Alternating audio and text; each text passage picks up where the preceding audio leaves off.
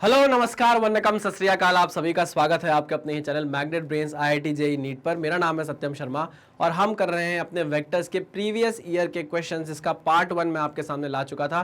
30 questions हमने वहां पर किए थे, सब कुछ हमने उड़ा दिए थे, धुआं धुआं कर दिया था। और आज के लेक्चर में हम करने वाले हैं उस 30 क्वेश्चन के आगे के क्वेश्चन प्रैक्टिस बोलूंगा या मैं बोलूंगा सॉल्व करेंगे। इससे हमारी प्रैक्टिस भी होगी, रिवीजन भी होगा और हमारा दिमाग भी शार्प होगा। तो चलिए बिना किसी देरी के स्टार्ट करते हैं आज के लेक्चर को, जहां पर हम वेक्टर्स के प्रीवियस ईयर क्वेश्चंस करने वाले हैं। ठीक है, okay sir. Previous year question क्या है भाई? Previous year question 31st, if p vector is equal to q vector then which of the following is not correct. अच्छा, then which of the following is not correct. दिमाग लगाना पड़ेगा। क्या दिमाग लगाएंगे? कुछ नहीं लगाना है यार। बोल रहा है कि अगर p वेक्टर q वेक्टर के बराबर है, तो मैंने आपको बताया कि अगर एक वेक्टर दूसरे वेक्टर के बराबर होता है तो इसका मतलब ये है कि वो मैग्नीट्यूड में भी बराबर होगा और डायरेक्शन में भी बराबर होगा, है ना। मैग्नीट्यूड में भी बराबर होगा, डायरेक्शन में भी बराबर होगा। तो डायरेक्शन बराबर, मैग्नीट्यूड बराबर। ठीक, अब आप पता है आपको कि p q कैप को आप q p कैप भी तो लिख सकते हो, क्योंकि q का मैग्नीट्यूड p के बराबर है और q कैप की डायरेक्शन p कैप के बराबर है। तो ये ऑप्शन भी बिल्कुल सही हो गया, है ना। अच्छा, ये ऑप्शन गलत है। क्यों गलत है भाई? क्योंकि p vector plus q vector is nothing but p vector dot p cap plus q vector dot q cap, ये होता है। ठीक है ना, ये सही चीज है, ये गलत चीज है भाई, ऐसा नहीं लिखना चाहिए था। इसको काट दो यहां से, ठीक है ना। चलिए आगे बढ़ते हैं। नेक्स्ट क्वेश्चन क्या है? नेक्स्ट क्वेश्चन है with respect to a rectangular Cartesian coordinate system 3 vectors are expressed as a vector is equal to 4i cap minus j cap, b vector is equal to minus 3i cap plus 2j cap and c vector is equals to minus k cap। ठीक है, where i cap, j cap and k cap are unit vectors along the x, y and z axis respectively, the unit vectors are along the direction of some of these vectors। इतना बड़ा question लिख दिया, सीधे बोल देता कि unit vector निकालो इन तीनों को सम करके। क्या मतलब भैया? तो हमने बोला एक डी वेक्टर निकाल रहे हैं हम इन तीनों को सम करके, A vector plus B vector plus C vector करके, ठीक है ना। अच्छा, A vector plus B vector plus C vector करके। चलिए, तो 4 माइनस 3 कितना होगा? +1 और यहां पर 0, तो ये आ जाएगा आई कैप, ठीक है ना। प्लस मैं क्या कर रहा हूं, तीनों वेक्टर जोड़ दे रहा हूं, है ना, टाइम बचा रहा हूं। -1 + 2 कितना हो गया? +1 +1 0 इज प्लस जे कैप। उसके बाद यहाँ 0 -1, यहाँ 0 यहाँ 0 यहाँ -1, तो ये हो गया माइनस के कैप। सही लिखा है क्या? तो आपके पास जो नया वेक्टर आया तीनों वेक्टर को सम करने के बाद वो आया ये वेक्टर। अब आपको एक यूनिट वेक्टर चाहिए, तो यूनिट वेक्टर कैसे निकालोगे? कुछ नहीं, D vector divide by magnitude of D vector करके। चलिए वेरी गुड। तो यहाँ पर डी वेक्टर कितना आया? आई कैप प्लस जे कैप माइनस के कैप, इतना आया, डिवाइड बाय इसका मैग्नीट्यूड कितना होगा? 1 1 1 1 का ये हो गया √3। आंसर कितना आया? आई कैप प्लस जे कैप माइनस के कैप अपॉन √3। चलो वेरी गुड। आगे बढ़े। Next question. आपको जल्दी तो नहीं लग रहा है? ये क्वेश्चन ऐसे हैं जो हम इतना ज्यादा प्रैक्टिस कर चुके हैं अपने ही लेक्चर्स में कि अब हमको इतना टाइम देने की यहाँ जरूरत नहीं है। जहां जरूरत होगी वहां बिल्कुल टाइम दूंगा मैं। चलिए क्वेश्चन करते हैं। ये देखिए नीट फेज 1 का क्वेश्चन है। अच्छा क्वेश्चन है। Particle moves so that its position vector is given by this where omega is constant, which of the following is true. अब यहाँ पर थोड़ा सा एक्स्ट्रा नॉलेज हमको चाहिए पड़ेगा। एक्स्ट्रा नॉलेज हमको चाहिए। क्यों एक्स्ट्रा नॉलेज चाहिए? एक्स्ट्रा नॉलेज चाहिए हमको क्योंकि आपने अभी तक पढ़ा ही नहीं है। अगर आप मोशन इन 1 डायमेंशन पढ़ लोगे तो फिर आपको इसमें दिक्कत नहीं होगी इस क्वेश्चन को सॉल्व करने में। देखो सिंपल सी बात है। आर वेक्टर आपका पोजीशन वेक्टर होता है। जब आप इसको डिफरेंशिएट कर देते हो, dr/dt कर देते हो आप, तो आपको वेलोसिटी वेक्टर मिलता है। और जब आप dv वेक्टर बाय dt कर देते हो तो आपको एक्सेलरेशन वेक्टर मिलता है। ठीक है ना, इतनी बात आपको पता होनी चाहिए, बस ये क्वेश्चन आप उड़ा ले जाओगे। क्या करना है क्वेश्चन में? पहले तो आप पोजीशन वेक्टर लिखो। पोजीशन वेक्टर आपको क्या दिया हुआ है? Are vector is equals to cos omega t. अच्छा, अभी डराने के लिए एक्स कैप लिख दिया है, इसको आई कैप लिख सकते हो, डरना नहीं बिल्कुल भी। प्लस साइन ओमेगा टी है, साइन ओमेगा टी, तो sign omega t j cap. ठीक है, कोई दिक्कत तो नहीं सर। पूछ रहा है कि velocity and acceleration both are perpendicular to are vector. अब ये परपेंडिकुलर वाला खेल कैसे निकालेंगे? पहले तो हमको ये पता होना चाहिए कि वेलोसिटी और एक्सेलरेशन वेक्टर है क्या। अभी तो आपके पास सिर्फ पोजीशन वेक्टर है, आपको निकालना पड़ेगा वेलोसिटी वेक्टर भी और एक्सेलरेशन वेक्टर भी। तो अगर आपको वेलोसिटी वेक्टर निकालना है तो आपको एक बार डिफरेंशिएट करना पड़ेगा अपने पोजीशन वेक्टर को। तो कॉस का डिफरेंशिएशन क्या होता है? कॉस का होता है माइनस साइन, तो minus omega sine omega t आई कैप। ठीक है ना, कॉस का डिफरेंशिएशन माइनस साइन होता है और ओमेगा कांस्टेंट है तो बाहर आ जाएगा, तो minus omega sine omega t आई कैप। प्लस साइन का डिफरेंशिएशन कॉस ओमेगा टी, तो एक ओमेगा यहां भी बाहर निकलेगा, cos omega t j cap, cos omega t j cap, cos omega t j cap. ठीक है ना, ये आपका वेलोसिटी वेक्टर आ गया है। अब अगर वो पूछ रहा है कि क्या वेलोसिटी वेक्टर परपेंडिकुलर है आर वेक्टर के, तो कैसे देखेंगे हम? हमको पता है कि अगर दो वेक्टर के बीच में आपको ये चेक करना है कि दो वेक्टर परपेंडिकुलर है कि नहीं, तो आप उनका डॉट प्रोडक्ट निकालते हो। अगर दो if v vector dot r vector 0 आ गया, तो इसका मतलब ये है कि velocity vector is perpendicular to r vector. ये बात पक्की हो जाएगी अगर आपने ऐसा कर दिया तो। क्या आपके पास वेलोसिटी वेक्टर है? क्या आपके पास r वेक्टर है? तो चलो इनका डॉट प्रोडक्ट निकाल के देखते हैं। v vector dot r vector is equals to, चलिए भाई, तो cos omega t into sine omega t, ठीक है ना, आई कैप तो 1 हो जाएगा, आई कैप 1 हो जाएगा। cos ओमेगा टी ये हो जाएगा कितना, minus omega cos omega t into sine omega t, sine omega t, ठीक है ना। चलिए plus omega cos omega t sine omega t, तो ये हो जाएगा omega cos omega t sine omega t, cos omega t sine omega t. आई मेरी बात समझ में? अब देखो यही चीज माइनस में है, यही चीज प्लस में है, तो ये कट के क्या हो जाएगा भाई, 0 हो जाएगा। कट के क्या हो गया, 0 हो गया। यानी डॉट प्रोडक्ट यार आ गया है v vector dot r vector 0 के बराबर। इसका मतलब क्या है कि velocity vector is perpendicular to position vector. ये बात एकदम सच्ची है। बट उसने पूछा है कि acceleration both are perpendicular to are vector, तो हमको एक्सेलरेशन वेक्टर भी फाइंड आउट करना पड़ेगा। तो एक्सेलरेशन वेक्टर फाइंड आउट करते हैं यहां पर लिख के। इसके लिए आपको क्या करना पड़ेगा, वेलोसिटी वेक्टर को एक बार डिफरेंशिएट करना पड़ेगा। लो कर दिया हमने। तो omega sine omega t, sine omega का डिफरेंशिएशन कॉस ओमेगा टी होता है, एक ओमेगा बाहर आ जाएगा, तो minus omega square cos omega t आ जाएगा, आई कैप। ठीक है, चलो वेरी गुड। प्लस अब वो माइनस ही होगा, तो मैं इसको क्या कर देता हूं, माइनस। देखो omega cos omega t, cos का डिफरेंशिएशन होता है माइनस साइन, तो ये हो जाएगा minus omega square sine omega t j cap. ठीक, अब वो बोल रहा है कि क्या एक्सेलरेशन वेक्टर भी परपेंडिकुलर है आर वेक्टर पे, तो क्या करो, A vector dot R vector निकाल कर देख लो, A vector dot R vector निकाल कर देख लो। आओ निकालते हैं। देखो आई कैप 1 हो जाएगा, क्या आ जाएगा, omega square minus of omega square, कहां गया, minus of omega square into cos square omega T, minus of omega square into cos square omega T, यही होगा ना, माइनस ओमेगा स्क्वायर, यहां पर कुछ भी ओमेगा नहीं है, ठीक है, कॉस ओमेगा टी और एक cos omega t, cos square omega T हो गया। ठीक, सिंपल। फिर यहाँ माइनस ओमेगा स्क्वायर है, यहाँ पर कुछ भी नहीं है, तो एक माइनस तो पहले लगा दो, यहाँ पर एक माइनस पहले लगा दो, साइन ओमेगा टी है इधर, तो ये हो जाएगा minus of omega square sine square omega t. आई बात समझ में? अच्छा, क्या ये कट कर 0 हो रहे हैं? नहीं, it is not equal to 0, it is not equal to 0। मतलब क्या है इसका मतलब ये है कि ए vector is not perpendicular to are vector, A vector is not perpendicular to are vector. चलो, तो मतलब पहला ऑप्शन तो सही नहीं है, वेलोसिटी और एक्सेलरेशन दोनों परपेंडिकुलर नहीं है, तो पहला ऑप्शन काट दो। दूसरा है velocity and acceleration both are parallel to, ना ये भी नहीं हो सकता, क्योंकि वेलोसिटी तो है ना, वेलोसिटी वेक्टर तो आर वेक्टर के परपेंडिकुलर है। Third is velocity is perpendicular to are vector, acceleration is directed towards the origin. ये पॉइंट एकदम सही है, इसके बारे में जरा बात करते हैं। Velocity is perpendicular to are vector है, कैसे पता चल गया, इससे पता चल गया। ये कैसे पता चला कि acceleration is directed towards the origin? अब देखो, जब भी आप पोजीशन वेक्टर बना रहे हो, तो पोजीशन वेक्टर आप ओरिजिन से दूर बनाते हो, ओरिजिन से दूर जाते हुए बनाते हो।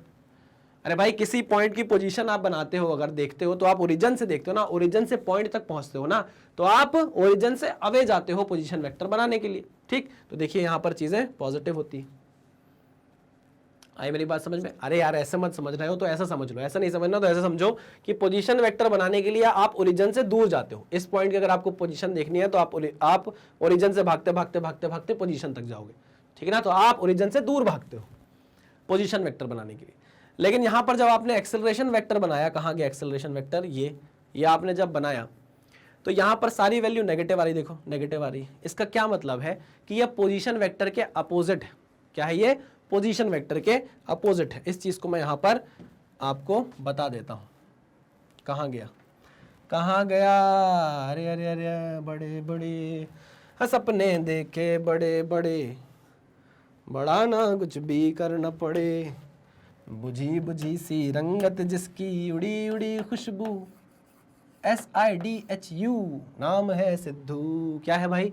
Hair a vector is A vector, here negative sign, here negative sign in A vector shows that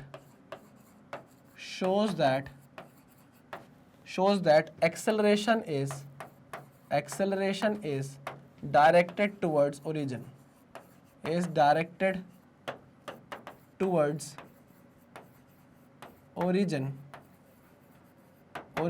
that is opposite to the direction of position vector, opposite to the direction of position vector, बात समझे कि नहीं समझे? तो इससे हमको समझ में आ गया कि हमारा एक्सेलरेशन वेक्टर कहां पर किस तरफ डायरेक्टेड है, टुवर्ड्स दी ओरिजिन। तो इसलिए हमारा सी पॉइंट क्या हो गया, एकदम सही हो गया। अब velocity is perpendicular to are vector, acceleration directed away from the origin, ये क्या हो गया, गलत हो गया। ठीक है ना? तो चलो भाई, बहुत बढ़िया तरीके से हमने क्वेश्चन कर लिया, नीट का ये क्वेश्चन हमने उड़ा दिया है। Next there are two forces vectors, one of them is 5 Newton, other one is 12 Newton. At what angle the two vectors be added to get resultant vector of 7 और 13 Newton? बहुत आसान question है।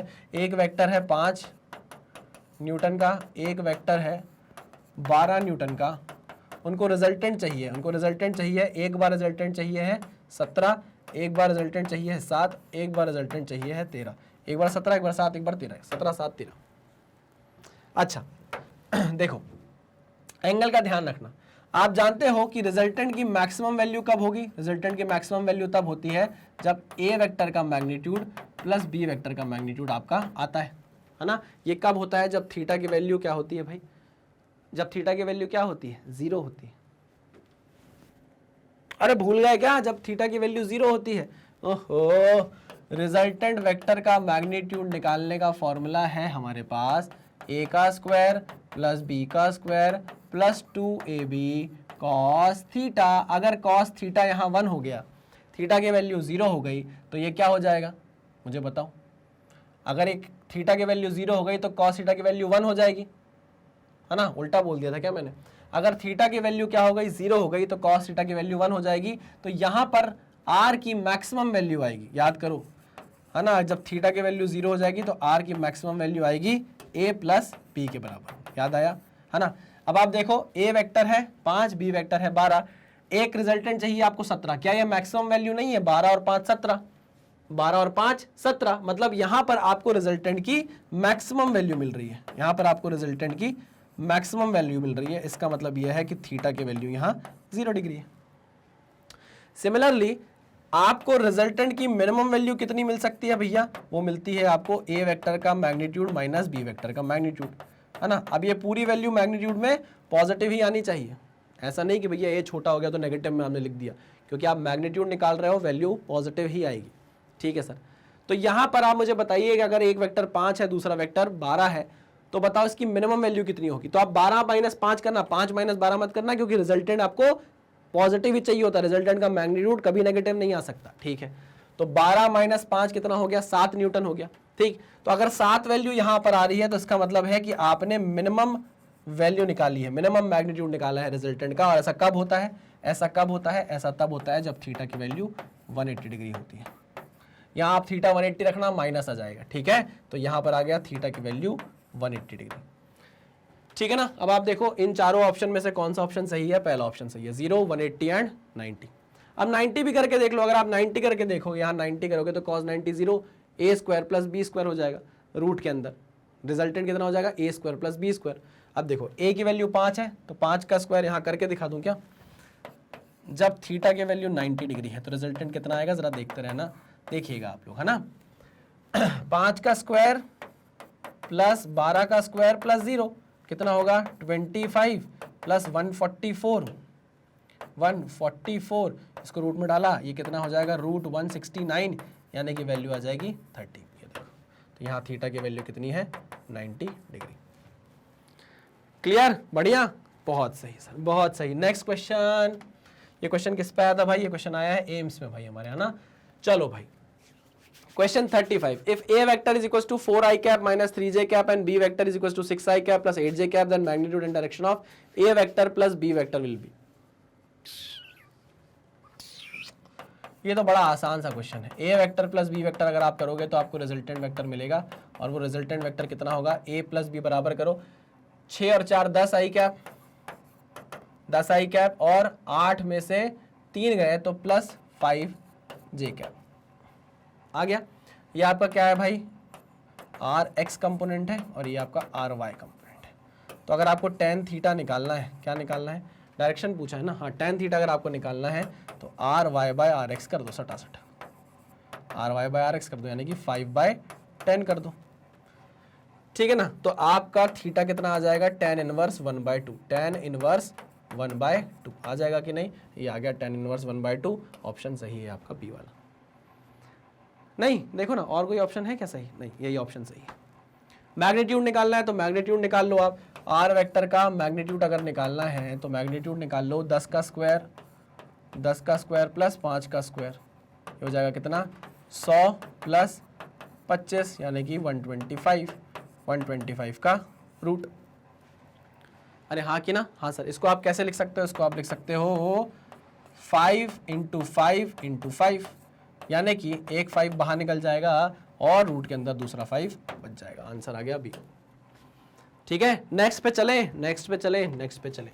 Attract travelling बढ़िया question है, lecture में कराया है अपने मैंने। Attract travelling due north 20 metre per second, 20 metre per second से नॉर्थ की तरफ 20 मीटर पर सेकेंड से ट्रक जा रहा है। वेलोसिटी 1 है ये। वेलोसिटी 1 कितनी दी है आपको? 20 metre per second. It turns waste, ये नॉर्थ डायरेक्शन है और वेस्ट पे वो टर्न हो गया, ठीक है ना। वेस्ट पे टर्न हुआ और सेम स्पीड से चल रहा है, वेस्ट पे टर्न हो गया है और अभी भी उसकी स्पीड कितनी है? 20 मीटर पर सेकेंड है। हमको क्या निकालना है? चेंज इन वेलोसिटी निकालना है, यानी कि आपको v2 माइनस v1 निकालना है। आपको पता है कि दिस इज v1, और अगर आपको माइनस v1 चाहिए तो आपको डायरेक्शन उल्टा करना पड़ेगा, this is your minus v1। तो आप किसका एडिशन करोगे? इन दोनों का एडिशन करोगे। अच्छा, मैग्नीट्यूड कितना है? मैग्नीट्यूड सेम है 20 मीटर पर सेकेंड, तो मुझे पता है इनका रिजल्टेंट आने वाला है 20√2, लेकिन डायरेक्शन कौन सी है? इन डायरेक्शन कौन सी है? This is north, this is south west direction में 20√2 मीटर पर सेकेंड। अरे समझे क्या किया मैंने v2 माइनस v1 कर दिया। अब मुझे इसकी जरूरत नहीं है क्योंकि ये तो v1 वेक्टर था, एक्चुअल में सब्ट्रैक्शन ऑफ वेक्टर कर रहा हूँ। आई मेरी बात समझ में? दोनों का मैग्नीट्यूड सेम था तो रिजल्टेंट यही आने वाला है। डायरेक्शन कहाँ होगा? ये क्या है? साउथ वेस्ट ना, 20√2 साउथ वेस्ट। क्लियर? बहुत आसान। नेक्स्ट क्वेश्चन करो भाई, सॉल्व करो। नेक्स्ट क्वेश्चन सॉल्व करो। पानी पीता हूं मैं जब तक। बहुत बार आया हुआ क्वेश्चन है।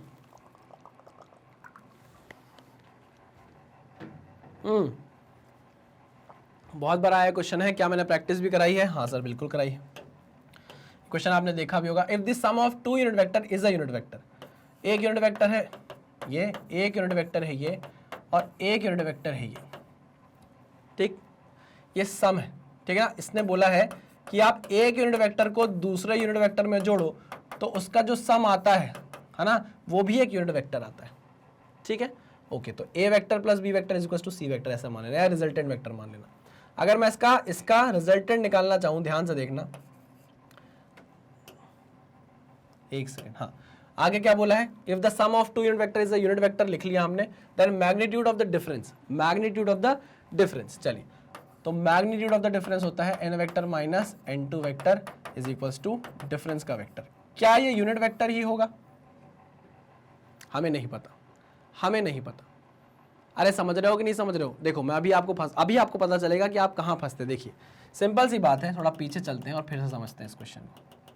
मैं जब ये चीज पढ़ता हूं कि the sum of 2 unit vector is also a unit vector, है ना, तो मेरे दिमाग में एक चीज आती है कि इनके बीच में एंगल कितना होगा। चलो, मेरे दिमाग में ये चीज आई तो मैंने कहा चलो रिजल्टेंट निकाल कर देखते हैं। तो n कैप सम का square is equals to n cap 1 का स्क्वायर प्लस n कैप 2 का square plus twice of n1 cap n2 cap cos theta, ठीक है ना। थीटा मुझे पता नहीं है, इसका मैग्नीट्यूड मुझे पता है, यूनिट वेक्टर है तो 1 होगा, इसका भी 1 होगा, इसका भी 1 होगा, plus 2 into 1 into 1 is 2 into cos theta. ठीक है ना, एक और एक 2 हो गया, 1 माइनस 2 हुआ तो -1 divide by 2 is equal to cos theta.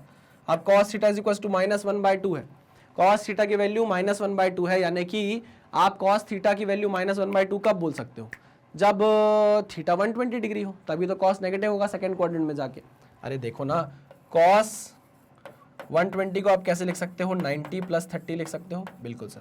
Cos 90 plus 30 मतलब आप सेकंड क्वाड्रेंट में आ गए तो आपका फंक्शन को फंक्शन में चेंज हो जाएगा, तो आप इसको लिख सकते हो साइन।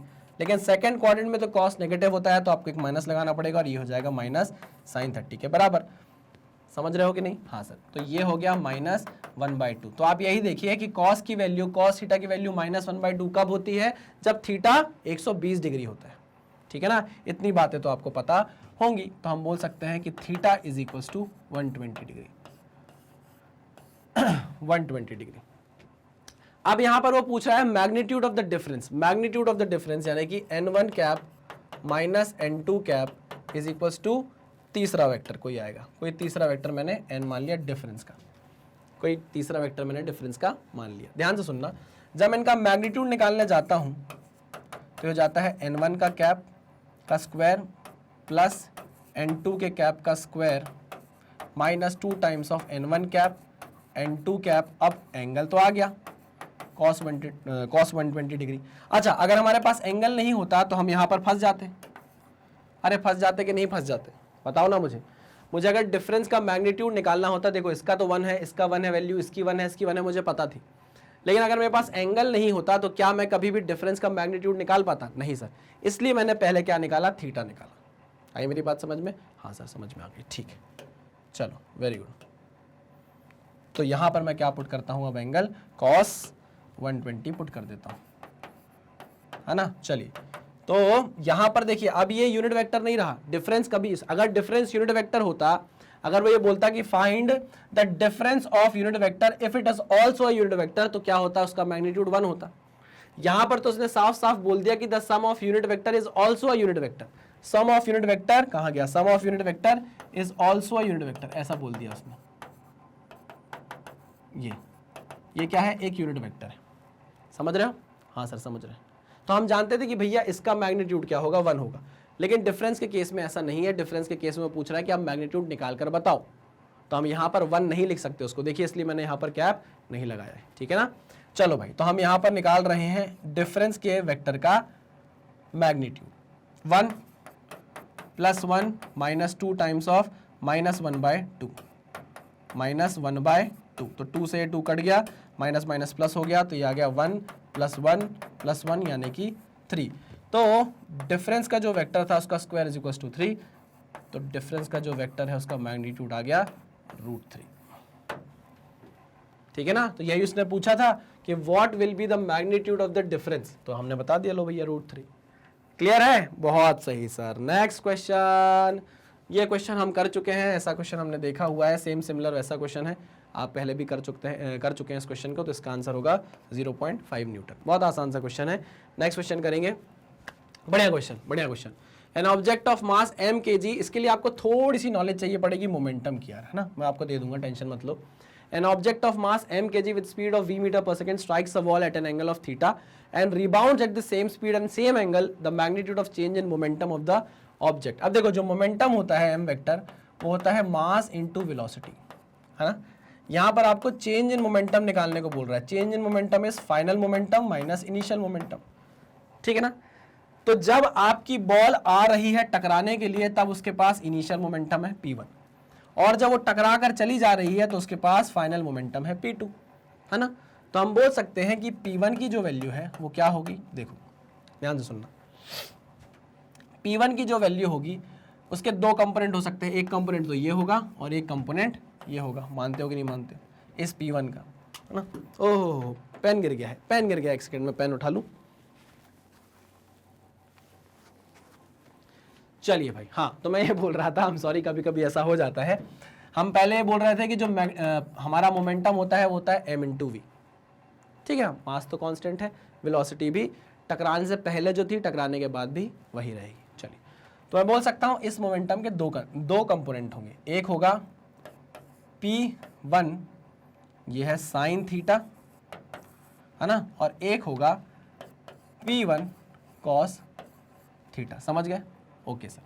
P1 की वैल्यू है m इंटू वी, क्योंकि v की वैल्यू चेंज नहीं होने वाली है, तो हम लिख सकते हैं P1 इज इक्वल्स टू, एक हो जाएगा हमारा m v sine theta i cap, इसको हम लिख सकते हैं क्या? अरे P1 को आप लिख रहे हो एम वी, ठीक है, तो m v sine theta i cap, और एक हो जाएगा माइनस ऑफ, देखो नीचे की डायरेक्शन नीचे की तरफ है, नीचे की तरफ डायरेक्शन, इसलिए मैंने क्या लगा दिया? माइनस लगा दिया। तो इसको आप क्या बोलोगे? M we cos theta J cap. Component में तोड़ के लिखा है, वेक्टर फॉर्म में लिख दिया और कुछ नहीं किया। हमने अपने P1 वेक्टर को कार्टेशियन फॉर्म में लिख दिया है। क्या इस बात से आपको कोई दिक्कत है? नहीं सर, कोई भी दिक्कत नहीं है। चलो, अब P2 वेक्टर को कार्टेशियन फॉर्म में लिखने का टाइम आ गया। अच्छा ठीक है, तो आप देखिए, इसको कलर चेंज कर देता हूं मैं। टकरा के जब आपकी बॉल गई तो उसकी वेलोसिटी चेंज नहीं हुई, एंगल भी चेंज नहीं हुआ। तो अब इसके दो कंपोनेंट होंगे, है ना। P2 क्या है? P2 is nothing but m into v, ठीक है। इसके दो कंपोनेंट होंगे, एक कंपोनेंट होगा ये कितना होगा? m into v into sine theta, और एक कंपोनेंट होगा ऊपर की तरफ ये होगा m into v into cos theta. इसको वेक्टर फॉर्म में लिख दूं? हाँ सर लिख दीजिए। तो P2 इज नथिंग बट, देखिए, m v sine theta i cap, plus लगा दूं क्योंकि ऊपर की तरफ डायरेक्शन है इस एम वी कॉस थीटा की, plus m we cos theta J cap. आपको क्या निकालना है? चेंज इन मोमेंटम निकालना है। Change in momentum is nothing but P2 minus P1, P2 vector minus P1 vector. तो P2 माइनस P1 करते हैं, m v sine theta i cap minus m v sine theta J cap, m v sine theta i cap minus m v sine theta J cap. क्या होगा? Cut जाएगा ना। अरे भैया ये प्लस में है, ये माइनस होगा, कट जाएगा, तो जीरो आई कैप हो जाएगा। फिर m we cos theta J cap minus of minus plus हो जाएगा, m we cos theta J cap minus of minus plus हो जाएगा, तो ये हो जाएगा plus 2 times of M we cos theta J cap, मतलब ऊपर की डायरेक्शन में। अरे आप खुद देखो ना भैया, समझ में आया कि नहीं आया? हमने ये बोला कि बस माइनस करके देख लो, P2 माइनस P1 करके देख लो। जैसे ही मैंने P2 माइनस P1 किया, m v sine theta minus m v sine theta खत्म। जैसे ही मैंने m we cos theta minus करने की कोशिश की, माइनस माइनस प्लस हो गया, और ये 2 times of M we cos theta J cap हो गया। तो यहां पर हम बोलेंगे कि जो चेंज इन मोमेंटम है वो 2 times of M we cos theta है। पक्की बात है? हाँ सर पक्की बात है। बहुत बढ़िया, क्लियर। आगे बढ़ते हैं। आगे और भी ऐसे क्वेश्चंस आपको देखने को मिलेंगे जब आप पढ़ लोगे मोमेंटम वगैरह, टेंशन मत लो। आइए, a certain vector in the xy plane has an x component of 12 metre and y component of 8 metre. एक वेक्टर दिया हुआ है जिसका x कंपोनेंट और y कंपोनेंट आपको दिया गया है, ठीक है। It is then rotated in the xy plane so that its component is half. अब उसको क्या कर दिया गया? उसी प्लेन में रोटेट कर दिया गया है। तो चलिए, हम ज्यादा क्या बोलते हैं इसमें रणछोड़दास छांझड़ नहीं बनेंगे, सीधे सीधे समझेंगे जो हमें आता है उस चीज को लेकर दिमाग में। आइए, क्या पहले तो एक एक्सिस बनाओ y और एक एक्सिस बनाओ x, फिर उस पर वेक्टर बनाओ, है ना। एक वेक्टर बना दिया मैंने, ये मान लीजिए हमारा क्या है भाई, ये ए वेक्टर है हमारा। ये क्या है? ए वेक्टर। ध्यान से देखिएगा क्या बोलना चाह रहा हूँ, ये हमारा ए वेक्टर है, ठीक। कलर चेंज कर दूँ आप बोलो तो? ठीक है। अब जब ये वेक्टर आपने बनाया, इस ए वेक्टर, ओहो, इस ए वेक्टर का एक कंपोनेंट है, एक कंपोनेंट है एक्स कंपोनेंट, वो कितना है? 12 है। एक्स कंपोनेंट जो है वो 12 है, वाई कंपोनेंट जो है वो 8 है। जो y कंपोनेंट है वो कितना है? 8 है, ठीक है भाई, y कंपोनेंट 8 है। It is then rotated in the xy plane so that its x component is halved. अब इस वेक्टर को इस तरीके से रोटेट करना हो कि इसका x कंपोनेंट आधा हो जाए, तो मुझे बताओ दो तरीके हैं इसे रोटेट करने के। या तो हम इस वेक्टर को ऐसे रोटेट कर दें, या तो इस वेक्टर को हम ऐसे रोटेट कर दें, ठीक है ना। दो ऑप्शन है हमारे पास, ठीक है। ओके सर, ध्यान से सुनना मैं क्या बोल रहा हूं। अगर इस वेक्टर को मैं ऐसे रोटेट करता हूं, यहां लेकर आ गया इस वेक्टर को, ठीक है ना, और या अगर मैं इस वेक्टर को ऐसे रोटेट करता हूं, यहां लेकर आ गया, मुझे बताओ दोनों में से कौन सा केस क्वेश्चन के हिसाब से सही है। अगर मैं इस वेक्टर को यहां लेकर आ रहा हूं, ए वेक्टर को, तो एक एक्स कंपोनेंट ये बन जाएगा इसका। देखो, अगर मैं रोटेट करके वेक्टर को ऐसे लेकर आ रहा हूं तो एक्स कंपोनेंट ये बन जाएगा, है ना। इसको मैं बोल देता हूं x1, ठीक। और अगर मैं वेक्टर को रोटेट करके ऐसे ले जा रहा हूं तो एक्स कंपोनेंट ये बन जाएगा, मानते हो कि नहीं मानते? एक्स कंपोनेंट ये बन जाएगा, मानते हो कि नहीं मानते? हाँ सर, दिस इज x2, ये आपका x2 बन जाएगा। ठीक है, अब मुझे बताओ, क्वेश्चन में ये बोला है कि x कंपोनेंट कम हो रहा है, हाफ हो रहा है। पिछले वाले x के कंपोनेंट के हिसाब से जो नया वाला x का कंपोनेंट है वो क्या हो जा रहा है? आधा हो जा रहा है। तो मुझे बताओ, वेक्टर को मैं ऐसे रोटेट करूंगा नीचे की तरफ कि ऊपर की तरफ रोटेट करूंगा? सर ऊपर की तरफ अगर आप रोटेट करोगे तो ही आपको x कंपोनेंट कम होता हुआ दिखाई देगा। Very good, very good, very good. तो मतलब ये वाला ऑप्शन तो गलत है। ठीक है भाई, तो हमने ये वाला वेक्टर पकड़ लिया। ठीक है, ओके।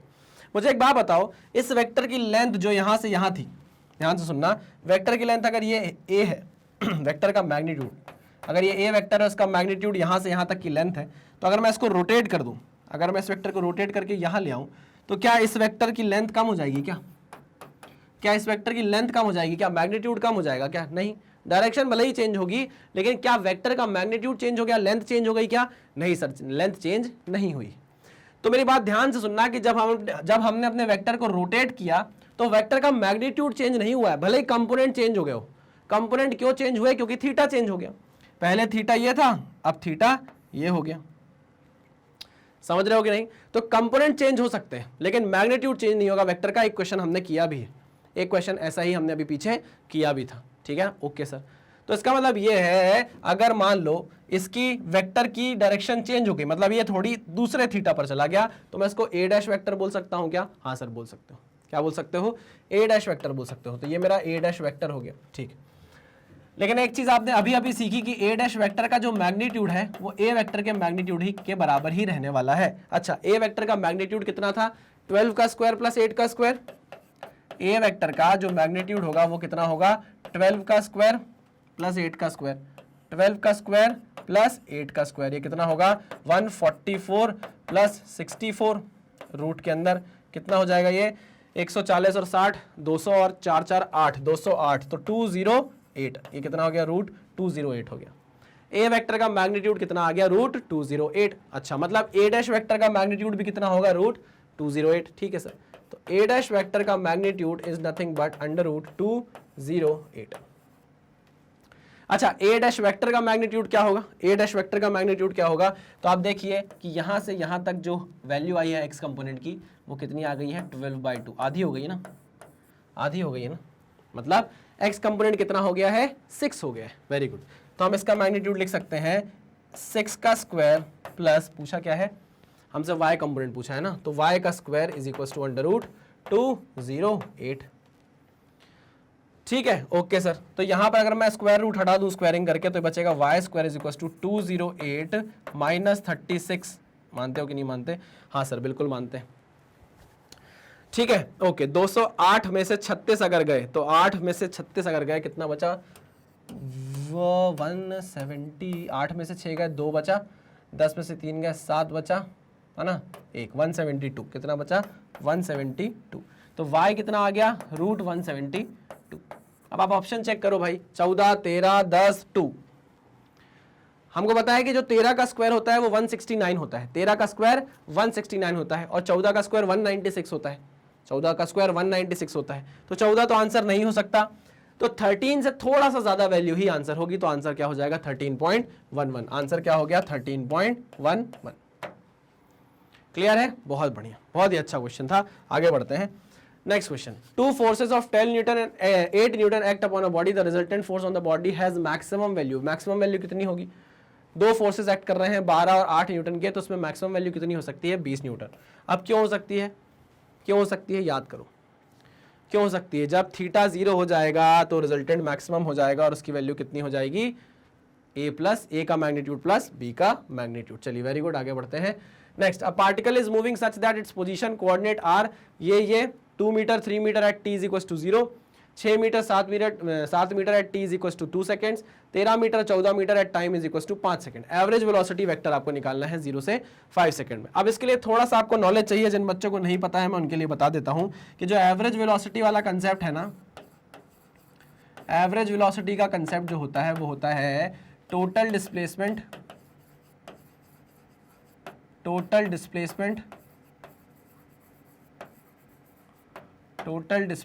Upon total time.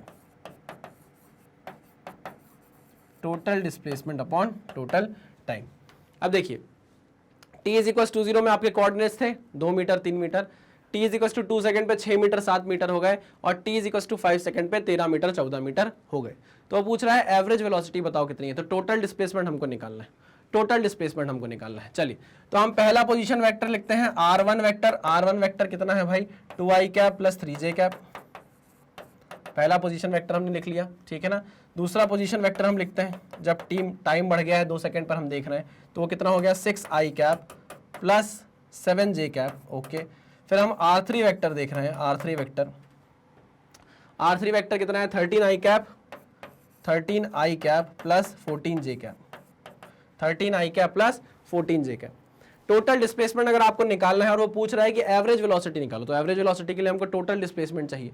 तो आप पहले r1 पर थे, पोजीशन वेक्टर आपका r1 था, फिर r2 हुआ, फिर r3 हो गया, तो टोटल डिस्प्लेसमेंट कितना हुआ, क्या total displacement r3 minus i1 हो गया, final minus initial, total displacement final minus initial हो गया, हाँ सर बिल्कुल हो गया। तो बताओ 13 minus 2 is 11i cap, 13 minus 2 is 11i cap, 14 minus 3 is 11j cap plus 11j cap. मानते हो कि नहीं मानते, हाँ सर बिल्कुल मानते हैं, ओके। आगे क्या बोला अभी, क्या एवरेज वेलोसिटी की बात करनी भूल जाता हूं मैं। अच्छा वेक्टर फॉर्म में दिया हुआ है, तो हम वेक्टर फॉर्म में देखें जरा, 11 11 कहीं दिखा है, देखो 11 दिया हुआ है, 11 कॉमन लिया है, मेरे ख्याल से आंसर बी होना चाहिए, मेरे ख्याल से आंसर क्या होना चाहिए, बी होना चाहिए। एक बार चेक कर लेते हैं, चलो। तो यहां पर हम लिख सकते हैं displacement vector is nothing but 11 times of I cap plus J cap. मानते हो कि नहीं मानते, हाँ सर। अगर हम एवरेज वेलोसिटी की बात करें तो 11 times I cap plus J cap मैंने लिख लिया। टोटल टाइम कितना था, टोटल टाइम 5 सेकेंड, तो 5 से मैंने डिवाइड कर दिया, तो 11/5 आई कैप प्लस जे कैप आ गया। आंसर क्या हो गया, बी। कुछ भी नहीं था, बहुत आसान सा क्वेश्चन था। नेक्स्ट क्वेश्चन पे चलते हैं। नेक्स्ट क्वेश्चन क्या बोल रहा है हमसे, 2 वेक्टर्स। ये बहुत अच्छा क्वेश्चन है यार, इसको थोड़ी देर रुक कर करेंगे, हमारा फ्लो तोड़ेगा, क्योंकि ये क्वेश्चन जो फ्लो हमारा चल रहा है वो फ्लो टूट जाएगा। बहुत अच्छा क्वेश्चन है, और देखो थ्योरेटिकल क्वेश्चन जो होते हैं मेरे हिसाब से वो हिला कर रख देते हैं, आपको आपके कंसेप्ट्स को हिला कर रख देते हैं। क्योंकि कभी कभी क्या होता है, बहुत आसान सी चीज भी आपको थ्योरी क्वेश्चन में दी जाती है, बट क्योंकि आप इंग्लिश इंटरप्रेट नहीं कर पाते, आप समझ नहीं पाते कि क्वेश्चन आपसे बोलना क्या चाह रहा है, और इसी चक्कर में आपसे थ्योरेटिकल क्वेश्चन नहीं बनते। इसलिए ये दिक्कत मुझे भी आती थी, ये दिक्कत मुझे भी आती थी। ऐसा नहीं है कि मुझे क्वेश्चन बचपन से समझ में आने लग गया कि मेरे को कोई, मुझे सब दिखाई दे रहा है माँ मुझे सब दिखाई दे रहा है, मेरी शक्तियों का गलत इस्तेमाल हो रहा है माँ, ऐसा थोड़ी ना था भाई। अरे भाई समझ रहे हो कि नहीं, मुझे भी प्रैक्टिस करते करते चीजें समझ में आई, चीजें दिखने लगी। और ऐसा नहीं है, कई कई क्वेश्चन ऐसे भी आते हैं जहाँ सोचना पड़ता है, देखना पड़ता है, रुकना पड़ता है, वापस कंसेप्ट रिवाइज करने पड़ते हैं कि अच्छा ऐसा हुआ होगा तो ये आंसर आया है। समझ रहे हो आप, जैसे आप HC वर्मा सॉल्व करोगे तो HC वर्मा आप जैसे ही सॉल्व करने बैठोगे ना, आपने जितनी फिजिक्स सीखी होगी सब गलत हो जाएगी। मतलब आपको लगेगा कि 4 ऑप्शन में से फर्स्ट ऑप्शन एकदम करेक्ट है तो गलत हो ही नहीं सकता, आपको पता चलेगा कि वो तो सबसे पहले गलत है, वो तो दूर दूर तक आंसर नहीं है। तो ऐसा होता है, आपके कंसेप्ट जब हिलते हैं ना, तो फिर आप वापस उसको खंगालते हो, कोशिश करते हो कि अच्छा अगर ये गलत है तो फिर सही क्या है, जो मैंने जिस तरीके से पढ़ा अगर वो गलत है तो सही क्या है। तब आप फिर और अच्छे तरीके से अपने आप को क्या बोलते हो उसको, जो तराशते हो, है ना, तराश नहीं बोलते ना उसको, हाँ सर। बहुत अच्छा क्वेश्चन है, ये हमारा फ्लो तोड़ेगा, इसलिए हम इसको अभी रोक कर रख रहे हैं। इस क्वेश्चन में वापस आऊंगा मैं, कौन सा नंबर है 43। Next question, forces F1 and F2 act on a point in the two mutually perpendicular directions. The resultant force on the point, हाँ आंसर होगा ये। क्यों होगा, प्लीज ये मत पूछना क्यों होगा, क्योंकि हमने इतनी बार ऐसे क्वेश्चंस देख लिए हैं। मतलब ऐसे क्वेश्चन आए यार, आधे से ज्यादा क्वेश्चन आपको आराम से बन जाएंगे, मुझे तो ऐसा लगता है फिजिक्स के, अगर आप लेक्चर ध्यान से देखो तो। If A vector minus B vector is equals to A vector का magnitude is equals to B vector का magnitude, the angle between A vector and B vector is 120 degree. अब यहाँ पर क्या करेंगे लोग, आंसर मार देंगे 120 डिग्री, है ना, और वो गलत हो जाएगा। आंसर मार देंगे क्या 120 डिग्री, और वो गलत हो जाएगा।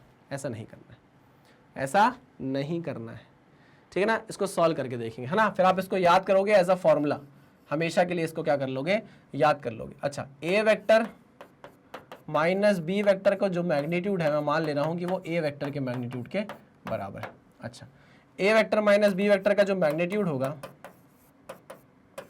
उसको जब मैंने माना कि वो ए वेक्टर के मैग्नीट्यूड के बराबर है, तो क्या मैं इसको सीधे ए लिख दूं, इसको क्या मैं सीधे ए लिख दूं, कोई दिक्कत तो नहीं होगी आपको? नहीं सर, नहीं होगी, बिल्कुल नहीं होगी। अच्छा, ए का स्क्वायर, ध्यान से सुनना, रिजल्टेंट का फॉर्मूला लगा रहा हूँ, ए का square is equals to A का स्क्वायर प्लस बी का स्क्वायर। यहाँ पर a माइनस बी है तो minus twice of A B cos theta, ठीक है ना, हमको एंगल ही निकालना है ना। हाँ सर। अच्छा, b का जो मैग्नीट्यूड है वो तो a के बराबर है, तो हम लिख सकते हैं इसको a square is equal to a square plus a square minus 2 times of a square cos theta. हाँ कि ना, बिल्कुल लिख सकते हैं सर। चलो, तो ये हो जाएगा 2 times of a square minus 2 times of a square cos theta. हो जाएगा, बिल्कुल हो जाएगा। तो यहाँ से आप कॉमन ले सकते हो क्या, a square, 2a square common ले सकते हो, तो बचेगा 1 माइनस कॉस थीटा। ये हो जाएगा a स्क्वायर से आपने a स्क्वायर काट दिया, ठीक है ना। तो ये आ जाएगा 1/2 is equal to 1 minus cos theta. तो कॉस थीटा की वैल्यू कितनी आ जाएगी, 1 माइनस 1/2। अरे 1 माइनस 1/2 आएगी क्या, कॉस थीटा की वैल्यू 1 माइनस 1/2 आएगी ना। हाँ, तो cos theta is equal to ये जाएगा 1 माइनस 1/2, यानी कि वैल्यू आ जाएगी 1/2। तो थीटा की वैल्यू कितनी आ जाएगी, कॉस इनवर्स 1/2, और वो कितनी होती है, 60 डिग्री। आंसर क्या आ जाएगा, 60 डिग्री, ठीक है ना। याद रखिएगा, जब भी a vector minus b vector का मैग्नीट्यूड किसी भी दोनों वेक्टर के में से एक किसी वेक्टर के बराबर हो, या दोनों के वेक्टर के बराबर हो, a माइनस b वेक्टर का मैग्नीट्यूड जो हो वो a वेक्टर के बराबर हो और उसका मैग्नीट्यूड भी b वेक्टर के बराबर हो। समझ रहे हो कि नहीं समझ रहे हो। जैसे रिजल्टेंट की वैल्यू मान लो आ गई a वेक्टर, रिजल्टेंट की वैल्यू a आ गई, a वेक्टर है उसका मैग्नीट्यूड भी a है, और जो b वेक्टर है उसका मैग्नीट्यूड भी क्या है, a है। समझे कि नहीं समझे, ये चीज बोलना चाह रहा है। रिजल्टेंट की वैल्यू भी a आ गई, a वेक्टर की मैग्नीट्यूड भी a है, b वेक्टर का मैग्नीट्यूड भी a है, ये बोलना चाह रहा है। तो बताओ थीटा कितना होगा a और b के बीच में, तो आंसर है 60 डिग्री। क्लियर, बहुत बढ़िया। Next question, y component of velocity is 20 and x component is 10. अच्छा, x component is 10 and y component is 20. The direction of motion of the body with the horizontal at this instant. Oh, tan theta. Tan theta is equals to y by x, यानी कि 20/10 cut गया, tan inverse 2। Answer is tan inverse 2। ठीक है ना, बहुत आसान था यार ये क्वेश्चन, तो अब बहुत ही ज़्यादा आसान है, पूछा गया है क्वेश्चन एग्जाम में, तो ठीक है, पूछा है तो भाई हम तो, मैंने आपको क्या बोला ना, हम तो सारे क्वेश्चन कर लेंगे। आपने कब पूछा, कहाँ पूछा, छोड़ो, हमारी तैयारी कैसे चल रही है आप तो ये देखो। हमने जो जो पढ़ा लेक्चर में उससे हमने सारे क्वेश्चन क्या कर दिए, उड़ा दिया। और अगर एक दो नए कंसेप्ट आपको सीखने को मिल रहे हैं तो हम सीखेंगे, हम उसको अपने कॉपी में नोट भी करेंगे। ठीक है सर, चलो भैया नेक्स्ट। इंजीनियरिंग एग्जाम में पूछा हुआ क्वेश्चन है, कोई बात नहीं, हम तो भाई यहाँ क्वेश्चन की प्रैक्टिस करने आए हैं। The maximum and minimum magnitude of resultant, देखो ये क्वेश्चन मैं करवा चुका हूं, इसको देखो कितना घुमा के पूछा गया है। इस क्वेश्चन को घुमा के दूसरी तरीके से पूछ लिया गया। याद हो अगर आपको, तो हमने अभी एक क्वेश्चन किया था जहां पर हमने बात की थी, अगर रिजल्टेंट मैक्सिमम होगा तो थीटा की वैल्यू 0 डिग्री होगी, रिजल्टेंट मिनिमम होगा तो थीटा की वैल्यू 180 डिग्री होगी। याद आया है ना। और अगर रिजल्टेंट अगर a square plus b square हुआ, रिजल्टेंट अगर a square plus b square हुआ तो उसका मतलब यह है कि थीटा की वैल्यू 90 डिग्री होगी। याद करो, जिसमें आपके रिजल्टेंट की मैक्सिमम वैल्यू 17 आ रही थी, मिनिमम वैल्यू 7 आ रही थी, और एवरेज वैल्यू भी, मतलब 90 डिग्री पे वैल्यू 13 आ रही थी। हमने क्वेश्चन किया है, लेकिन यहाँ पर देखो क्वेश्चन यही वाला कैसे घुमा के पूछ लिया गया, उल्टा पूछ लिया गया आपसे। बोला भाई 17 मैक्सिमम वैल्यू आ रही है रिजल्टेंट की और 7 मिनिमम वैल्यू आ रही है रिजल्टेंट की। If these two vectors are at right angles to each other, अब वही दो वेक्टर जिनके रिजल्टेंट की मैक्सिमम वैल्यू 17 थी और मिनिमम वैल्यू 7 थी, उनको अगर मैंने राइट एंगल्स पर रख दिया तो बताओ रिजल्टेंट की वैल्यू क्या होगी। तो आंसर 13 है यार, आंसर 13 है। वही क्वेश्चन घुमा के आपको दे दिया गया है। तो मैं आपको ये बताना चाह रहा हूं कि अगर आप पुराने क्वेश्चंस भी बहुत हद तक प्रैक्टिस करके घोट लो ना, पुराने क्वेश्चंस भी बहुत हद तक करके घोट लो ना अपने अंदर, तो भी आप बहुत अच्छे मार्क्स एग्जाम को पास कर सकते हो। आई मेरी बात समझ में। बहुत सारे बच्चे ऐसे होते हैं जो बोलते हैं कि यार बस इतने मार्क्स मिल जाए, थोड़े से मार्क्स मिल जाए, बस हमको तो नीट निकालना है, बस हो जाए, नीट निकल जाए। लेकिन नहीं, ऐसा मत सोचो। बायो में हम अच्छा कर लेंगे, बायो में हम तोड़ देंगे, फोड़ देंगे, लेकिन फिजिक्स में बस पास हो जाए, जस्ट ना। अगर आप इस सोच से एग्जाम दे रहे हो तो फिर तो गए। लोग ये सोच कर देते हैं, फिजिक्स में अटेम्प्ट देते हैं कि भाई पूरे के पूरे मार्क्स में से चलो 2-4 मार्क्स 5 मार्क्स कट जाएंगे, लेकिन हम कोशिश करेंगे कि ज्यादा से ज्यादा मार्क्स हमारे जेब में आए। तब जाकर भैया कहीं उनके मार्क्स थोड़े कम आते हैं और वो सेटिस्फैक्टरी रिजल्ट ला पाते हैं। अगर आप पहले ही यही सोचोगे कि नहीं भाई मुझे तो सिर्फ पासिंग मार्क्स चाहिए, तो दिक्कत हो जाएगी। ऐसा मत करो, ऐसी सोच से मत चलो। और मैं सिर्फ एग्जाम की बात नहीं कर रहा, लाइफ में भी ऐसी सोच मत रखो कि बस इतना कर लेते हैं जीवन चल जाएगा, इतना कर लेते हैं जीवन चल जाएगा। जीवन चल जाएगा, नो डाउट चल जाएगा, लेकिन जब तुम्हारा जी जलेगा ना लोगों को देख कर कि यार थोड़ा सा और कर लेता, थोड़ा सा और मेहनत कर लेता, मेरे अंदर भी पोटेंशियल था, तब बहुत बुरा लगेगा। चलो भाई, बहुत ज्ञान की बात हो गई। एम्स 1998 का question, a particle has displacement of 12 metre towards east and 5 metre towards north, then 6 metre vertically upward, then sum of these displacement is. ये क्वेश्चन नहीं कराया, ये क्वेश्चन नहीं कराया। अरे क्या बात कर रहे हैं आप, लेक्चर में कराया हुआ क्वेश्चन है, लेक्चर में कराया हुआ क्वेश्चन है, प्लीज जाकर इस क्वेश्चन को देखिएगा, लेक्चर को देखिएगा।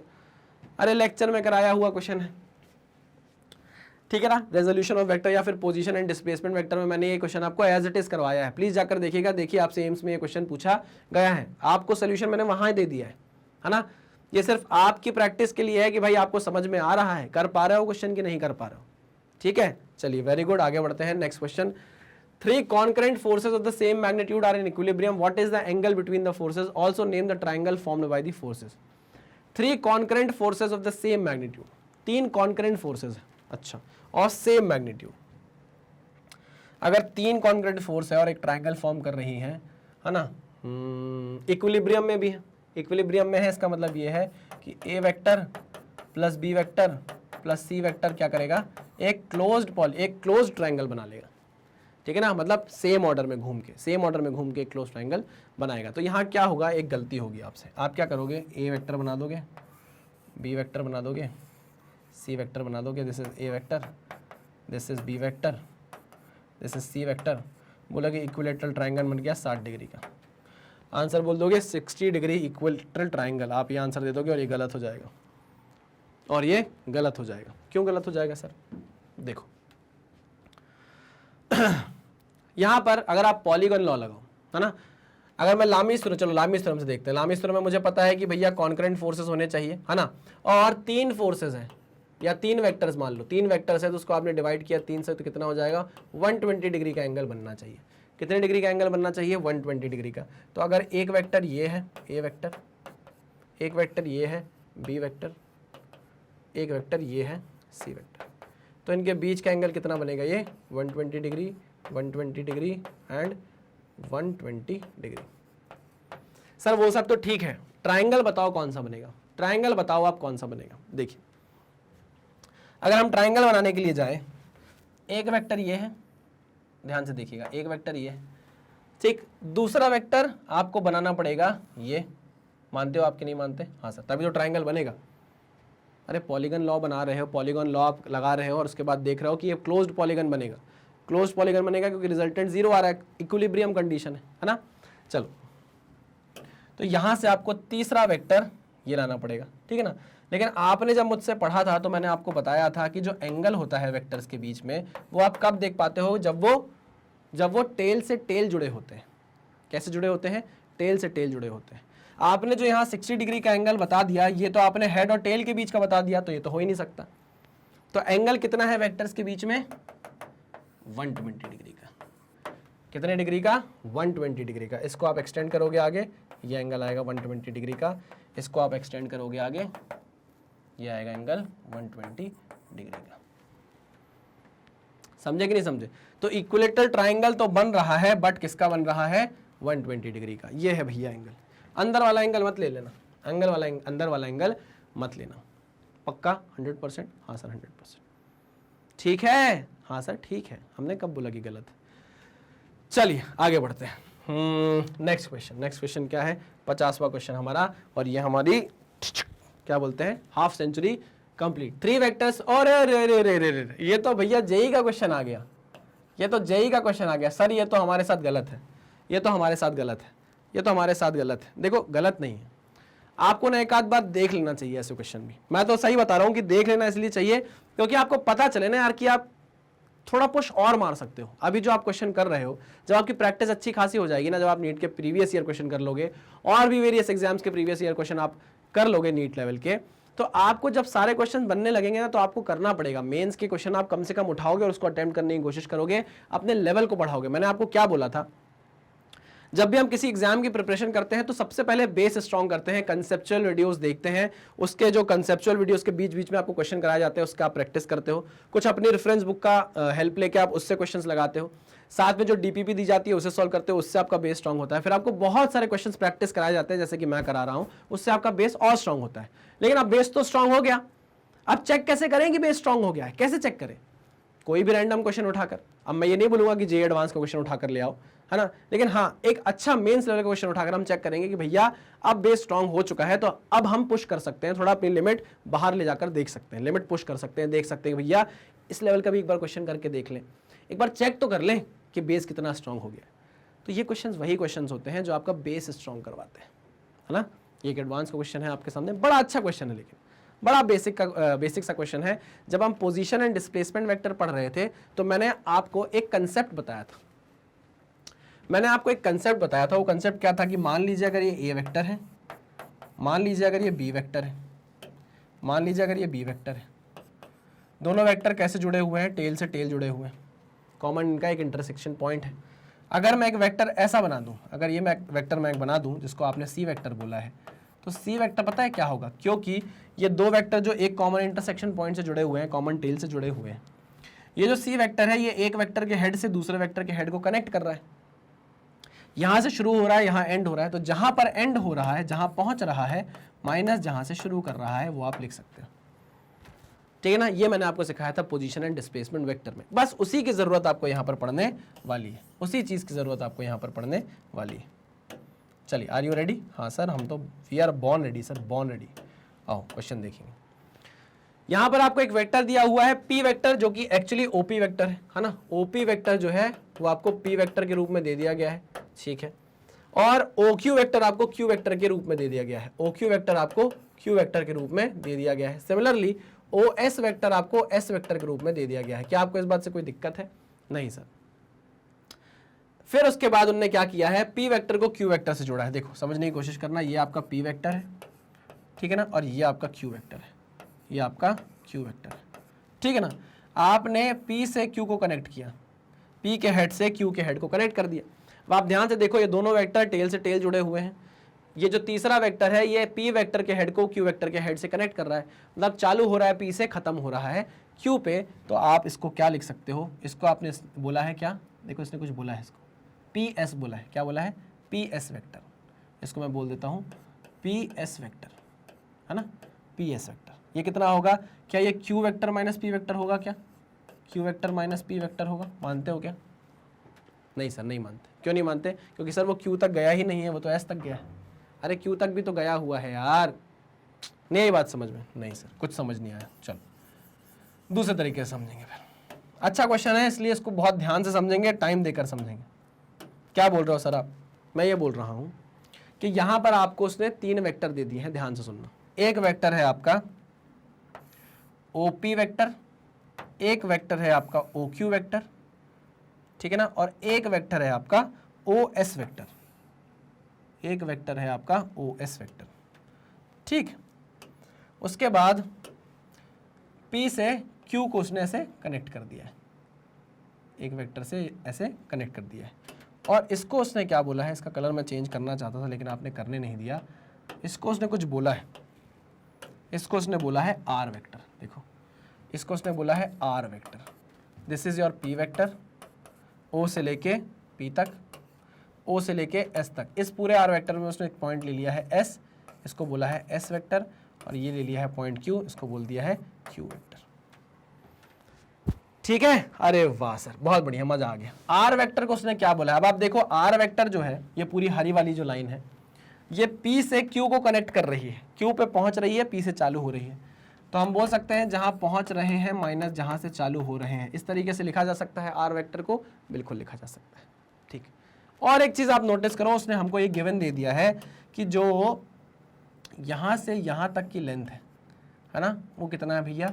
b times of magnitude of R vector, यहां से यहां तक की जो लेंथ है, ठीक है ना। ये उसने हमको बोलना चाहा है। आखिरी में हमसे क्या पूछ रहा है कि इन चारों में से बताओ कौन सा रिलेशन बनेगा।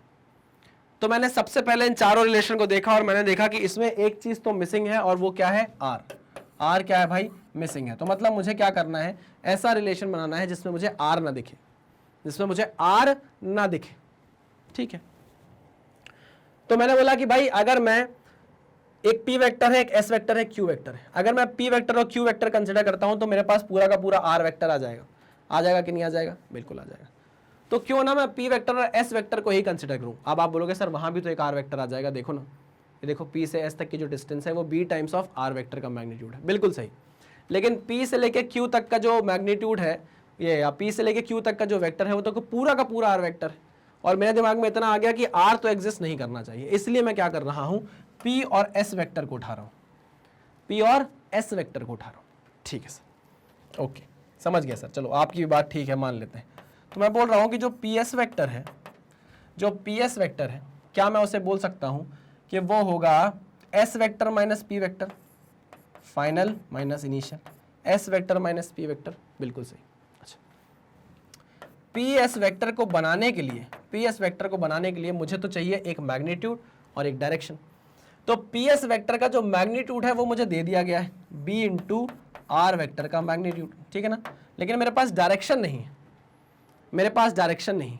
अच्छा, आप मुझे बताइए कि जो PS वेक्टर की डायरेक्शन है, अगर आप PS को देखो, PS वेक्टर की जो डायरेक्शन है, क्या वो R वेक्टर की डायरेक्शन ही है? क्या PS वेक्टर, मैं बोल सकता हूं ऐसा कि जो PS वेक्टर आप बोलना चाह रहे हो, क्या वो पैरेलल है क्या R वेक्टर के? अरे हाँ, मैंने कहा बिल्कुल पैरेलल है, बिल्कुल पैरेलल है।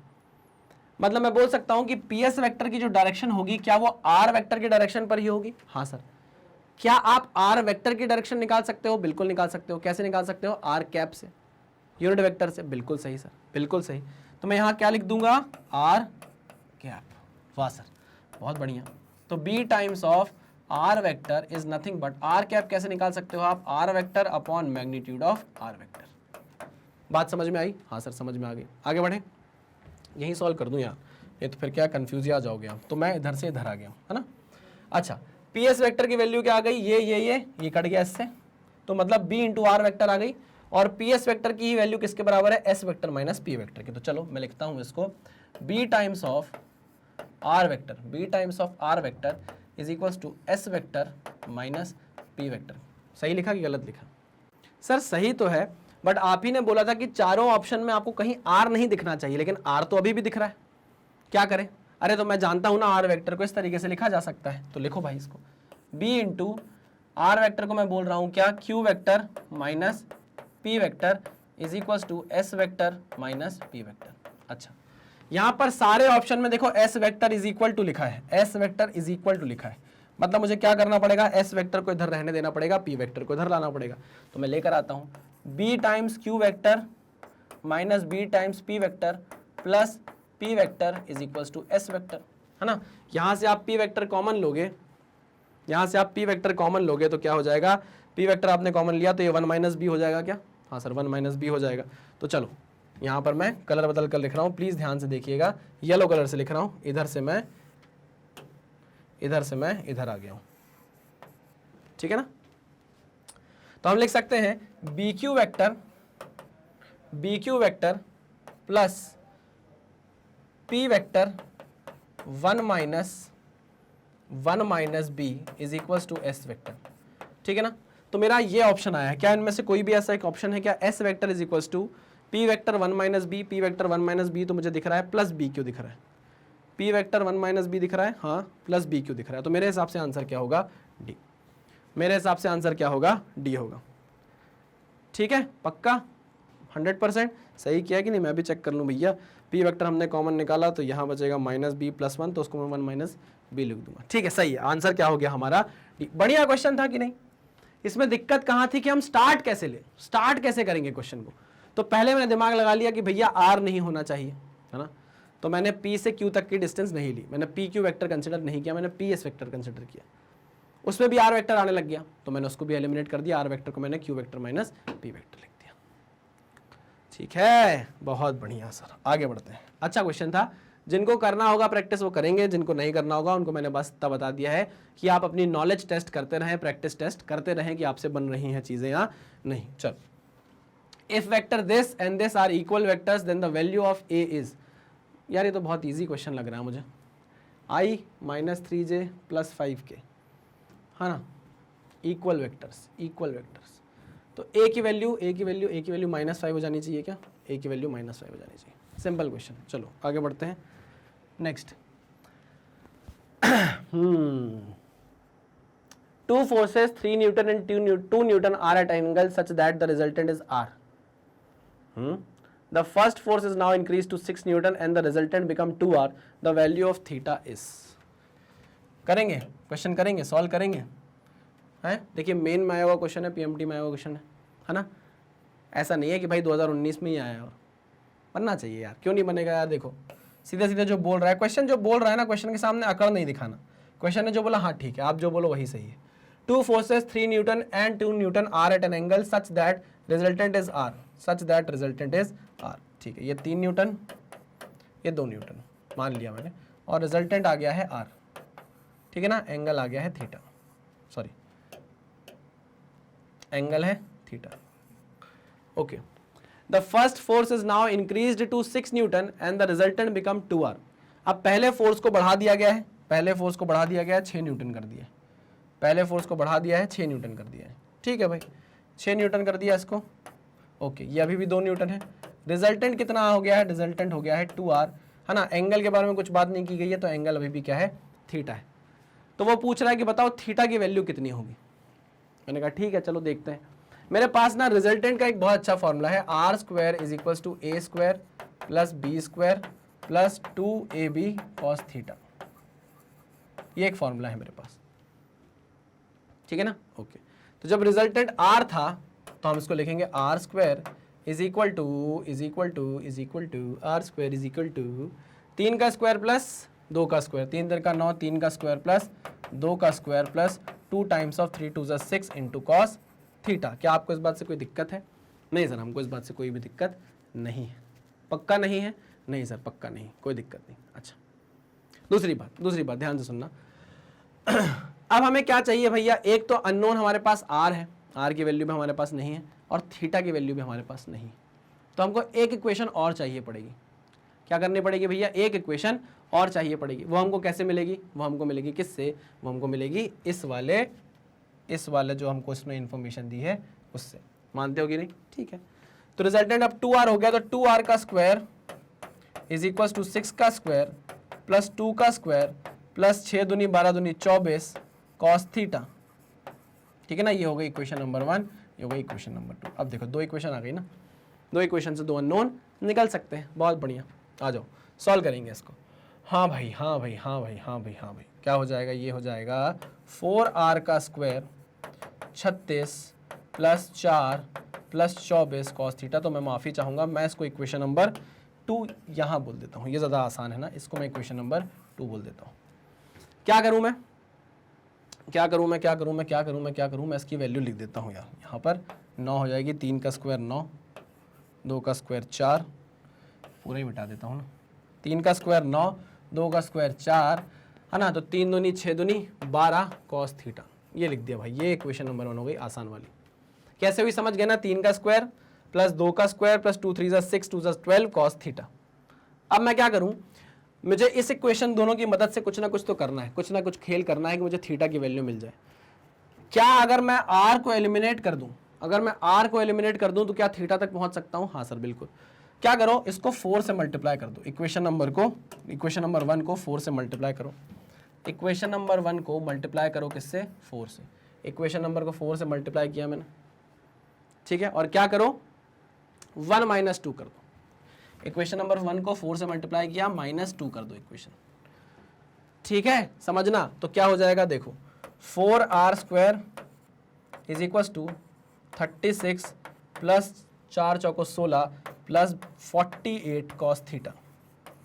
ठीक है ना। नीचे कौन सी इक्वेशन है भैया, second equation, 4r square is equal to 36 plus 4 plus 24 cos theta. ठीक है ना, माइनस कर रहे हैं। 4r स्क्वायर में से 4r स्क्वायर गया, पूरा का पूरा एलिमिनेट हुआ। 36 गया, 16 में से 4 गया, 12 बचा। 48 में से 24 गया, 24 बचा, तो 24 कॉस थीटा। अब आप इधर लेकर चले जाओ इसको, तो कितना आ रहा है, cos theta is equals to -1/2, यही आ रहा है। देखो इधर जाएगा -12/24, -1/2 आ गया, तो थीटा की वैल्यू कितनी आ गई, 120 डिग्री। आंसर कितना आ गया? बढ़िया क्वेश्चन, अच्छा क्वेश्चन बन गया। कुछ भी नहीं था, 2 अननोन चाहिए थे, 2 अननोन थे, 2 अननोन को निकालने के लिए 2 इक्वेशन चाहिए थे, हमने निकाल दी। टेंशन नहीं लेने का भाई, टेंशन नहीं लेने का, टेंशन देने का। अरे फटेला जेब सिल जाएगा, जो चाहेगा मिल जाएगा, तेरे भी दिन आएंगे छोटे अच्छा खासा हिल जाएगा, रुकने का नहीं, थमने का नहीं, स्टाइल से चलते रहने का। अरे भेजा क्यों सरकाने का, सही बोलता है, सही बोलता है। टेंशन काहे को लेने का, सही बोलता है भाई। क्वेश्चन करेंगे, पढ़ेंगे ना, टेंशन नहीं लेंगे। जब मैग्नेट ब्रेन साथ में है, सब कुछ तुमको पढ़ा के दे रहा है। यार हमारे टाइम में कुछ भी नहीं था, कुछ भी नहीं था। कोचिंग भागो, धूप सहो और बीमारी सहो, इतना बैकलॉग क्रिएट हो जाए, उसको कैसे भी कैसे करके ठीक करो। डिप्रेशन में जाओ, कहीं कुछ मिल नहीं रहा है, सब खुद पढ़ो, समझ नहीं आ रहा है। सब कुछ तो यहाँ मिल रहा है, बस तुम्हारी तरफ से पेशेंस रखना है तुमको, है ना। बिना मरे स्वर्ग नहीं मिलता है। आराम आराम से पढ़ते जाओ, सारी चीजें बनती जाएंगी। और मैग्नेट ब्रेन्स नई नई चीजें और भी आपके लिए लेकर आता रहेगा। टेंशन मत लो, साथ बनाए रखो, हिम्मत जुटाए रखो। हम आपको बिल्कुल आपके कॉम्पिटिटिव एग्जाम में सक्सेस दिलाकर रहेंगे। आ जाइए। A body is moving with velocity 30 meter per second towards east. After 10 seconds, its velocity becomes 40 meter per second toward north. Body है वो ईस्ट पे चल रही है 30 मीटर पर सेकेंड से, 30 मीटर पर सेकेंड से ईस्ट पे चल रही है। 10 सेकेंड बाद its velocity becomes 40 metre per second towards north. v2 कितनी हो गई? 40 metre per second towards north हो गई। Average acceleration of the body is, average acceleration of the body, आपको एवरेज एक्सेलरेशन निकालना है। वो होगा v2 माइनस v1 वेक्टर, ये v1 वेक्टर बोल दो, इसको v2 वेक्टर बोल दो। तो v2 vector minus v1 vector divide by time. ठीक, v2 आपके पास है लेकिन माइनस v1 नहीं है, तो माइनस v1 हम कैसे बनाएंगे? This is your minus v1, this is v1 and this is minus v1। Magnitude same रहेगा, डायरेक्शन अपोजिट हो जाएगी, डायरेक्शन अपोजिट हो जाएगी। ठीक है ना। अगर ये 40 है, ये 30 है, 40 माइनस 30 हमको करना है, तो बताओ कितना आएगा? v2 माइनस v1 का रिजल्टेंट। इसमें इसका क्या मतलब है? इसका मतलब ये है कि जब हमको ऐड करना है इसको, तो हम इस तरीके से ऐड करेंगे। Resultant vector is nothing but v2 vector plus minus of v1 vector. ठीक है ना। अब इसका मैग्नीट्यूड है 30, इसका है 40, तो रिजल्टेंट कितना आएगा? रिजल्टेंट आएगा 50, रिजल्टेंट आने वाला है 50 मीटर पर सेकेंड। ठीक है ना। तो ये आ गया 50 मीटर पर सेकेंड। डायरेक्शन में आपको पता है डायरेक्शन कहाँ है, ये अपना ईस्ट है, ये वेस्ट है, नॉर्थ है, तो ये नॉर्थ वेस्ट हो गया। ठीक है। टाइम कितना है? टाइम कहाँ गया? टाइम कहाँ गया? कितना है भैया टाइम? 10 सेकेंड। टाइम है 10 सेकेंड, 0 से 0 कट गया, कितना आ गया? 5 metre per second square. Answer कितना आ गया? 5 मीटर पर सेकेंड स्क्वायर। बहुत क्वेश्चन कर चुके हैं ऐसे, अब तो आदत हो गई है ऐसे जीने में, अब तो आदत सी है मुझको ऐसे जीने में।